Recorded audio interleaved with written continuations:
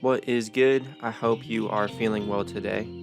Today we're going to look at the markets. We're going to take a look at the Bitcoin chart, Tesla chart, the US dollar, and simply just break things down as simply and distinctly as humanly possible. We're going to use some very helpful indicators.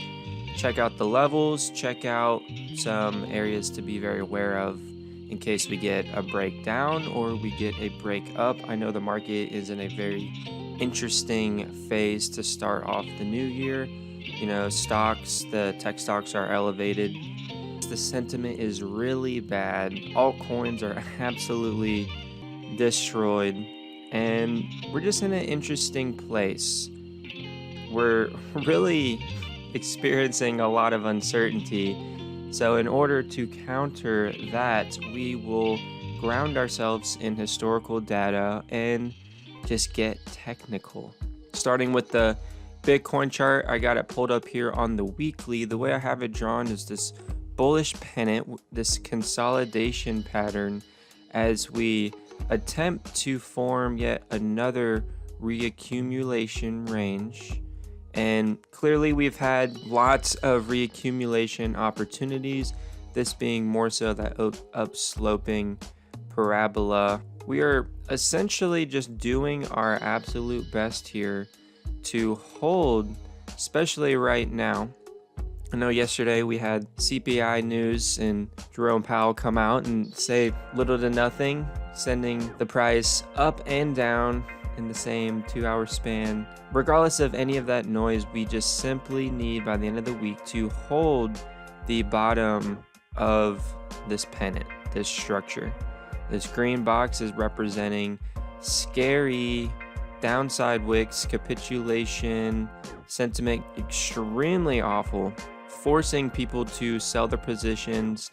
But at the end of the day, what it's turned into is pretty great bargain buy DCA opportunities. Really, we're just doing our best to be patient here, because no matter how you want to view this is bullish consolidation. And if we hold this structure and continue to coil into the apex of it, all we need at the end is a weekly candle close above the pennant, ideally a back test of it that would set prices up to move higher, similar to the way it did in this bull flag back here. We got a weekly candle close above, come down and back test, and then spent a couple more weeks testing these previous highs, and then we were off and ready. Another really easy way to view Bitcoin right now, this is Bitcoin on the daily. We have this bull flag with the heart line being a very interesting inflection zone. I have 98K, 98,300 drawn, 101. And as you can see, we've essentially come down, spent a lot of time at the bottom of the channel, and we get bought up down here, struggle with the heart line of this range. But over time, when we do get a daily candle close above it and we can successfully back test this heart line in the 98K area, we then push up higher to the top of the range. Now we are once again going from this shakeout wick to this FOMO wick. Have a full retrace of the 886 down to the bottom of the channel. This shaping up to be an insane scalping capitulation event that occurred on Sunday. Even though we did get that daily candle close after the wick above the heart line and above 98K, when we came back down to back test it, it failed once again. So now we're just back under the mid-range of the channel, have yet to get that daily candle close above it with the back test. Once that does occur, if it does occur, we will essentially be ready to challenge 101 and in time the top of the channel. and then can kind of even see here we have another mini structure within the macro structure. So right now we have this falling wedge. Let's see what happens here if we just pause here slightly below 98K, eventually positioning ourselves to break out of the wedge. And if we look at our MACD, our RSI, we are putting in signs of hidden bullish divergence with higher levels in price and also higher levels of negative momentum. This RSI wedge, it did get broken. We would want to see is it essentially get above this wedge as we continue to bullishly consolidate close to the 100K level and push not only, like I was saying, to hold and remain stable at the bottom of the macro structure, but daily candle close above 98K, which would set us up for the opportunity to weekly candle close above the pennant, and in time put in some bullish price action with the weekly candle close above 104.4. That would be, in a lot of ways, the breakout signal to continue this price discovery, the second leg of Bitcoin. And moving on to the Tesla chart, it may seem like there's a lot drawn here, but I want to break this down so simply. It's all about the levels and regarding old all-time high resistance zones, these red box areas, as support. And I had incredibly high hopes for Tesla, hoping and praying that we could get this bullish consolidation near old all-time highs and break out into price discovery similar to this time frame back here in 2020. But what ended up occurring was we simply did not have enough demand. We essentially were struggling to get above 414. That is the true old all-time high.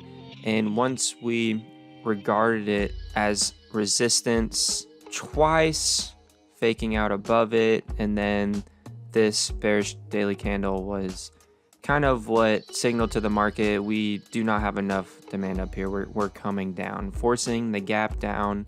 The last line of resistance was this 372. As you can see, it was regarded as very discernible resistance a few times over here, especially in December of 2021, and then in late January of 2022, and then 1, 2, and then we just essentially couldn't even come back up to regard it as resistance a third time. So this area is very real, and right now being below it, you can really only view this, we're coming down to the next zone. We're coming down to the next level. It's essentially when we break 300, that psychological level, that price, we shoot straight up to the next one. Whenever we regard 372 as resistance, we shoot all the way back down. It's up, down, once again here. And it essentially just acts as this major cliff or this open area to shoot back up. Once we eventually did break these massive downtrend lines, I drew them twice to just show you how many times we were getting rejected. We took quite some time, multiple years, to get above it. And then even though we did break above it, we could not regard it as support up until right here in October of 2024. And boom, we shoot up. And now we're sort of in this no man's land territory between these two levels. Right now, even though I was in a very long-term position, a long-term hold on Tesla, When that 372 area lapsed, the signal for me was a daily candle close. We did get a breakdown below, but then a daily candle close above it. So I held on for that day, just watching it closely, knowing how immense the downside really was at this area.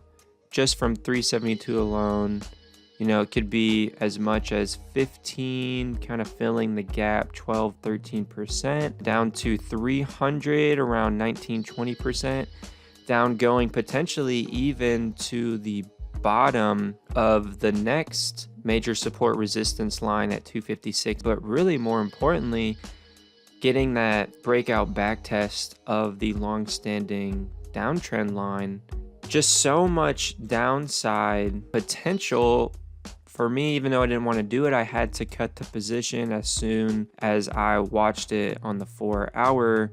We were garnering that 372 area as resistance. So I have cut this position, did it on this exact day. And now I'm sort of in a wait and see, kind of just sitting on my hands, seeing if we do come back down to the bottom of the range and really prove to the market participants that this major red box resistance area that is just so real, if we can officially regard that as support, if we get either a wick where we come down and get bought up real quick, putting sort of a bullish daily hammer, a weekly candle close above this after even breaking down below, we want to get some bullish price action around the 300 level, not only because it's such a major psychological price, but because it just was never regarded when we broke above it. This is just too high, too quick. Tesla played catch up with the rest of the stock market, kind of being Nvidia specifically. And yeah, we're just in a wait and see.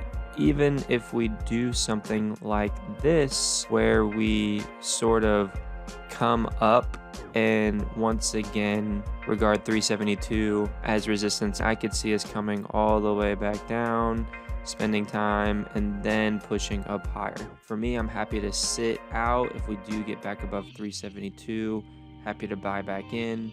But I just think it makes all the sense in the world and would actually be really healthy for this asset to come at least down to this green box region and regard it as support.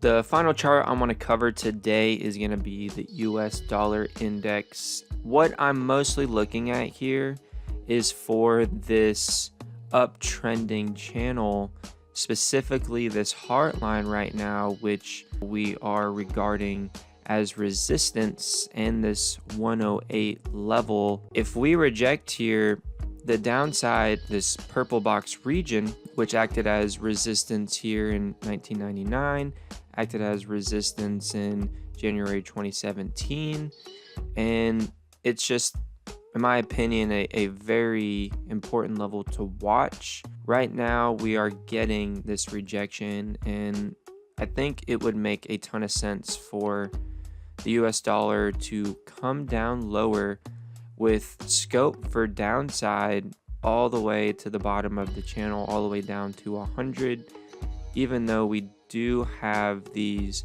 trend lines here, is something to be very aware of, because if the strong US dollar is very bad for risk assets, everybody knows this, and a weak US dollar indicates a risk on environment. And as we continue to pulse higher, we were putting in lower levels of positive momentum. So we were just 1, 2, 3, 4, quadruple bearish divergence here on the RSI. You could see we were kind of losing strength.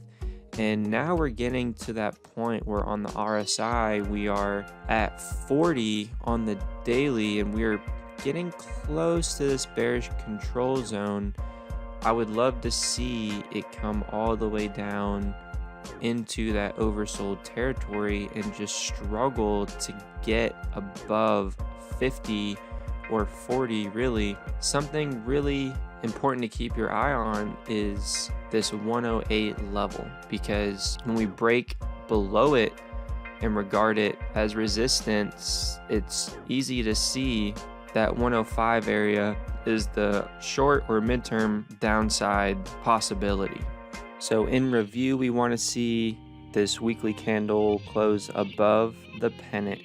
For Tesla, we want to just remain patient and see what it does in between these two ranges. And for the US dollar, we also just want to keep our eye on it because this heart line is rejecting. So stay vigilant, stay frosty, really be paying attention to the markets right now. Things are moving quick, lots of volatility to take advantage of, and more importantly, to learn from. These times are something to savor. People are giving up. It is getting really difficult to make easy money. People are getting shaken out. We want to stay grounded, calm, be aware of the levels, and really position ourselves for future success. There's going to be a lot of stock trade opportunities I'm looking at. I'm going to give you guys the rationale for why I'm looking at them, present some low risk, high reward plays. We're just going to continue to stay on top of things and grow in our ability to understand these markets.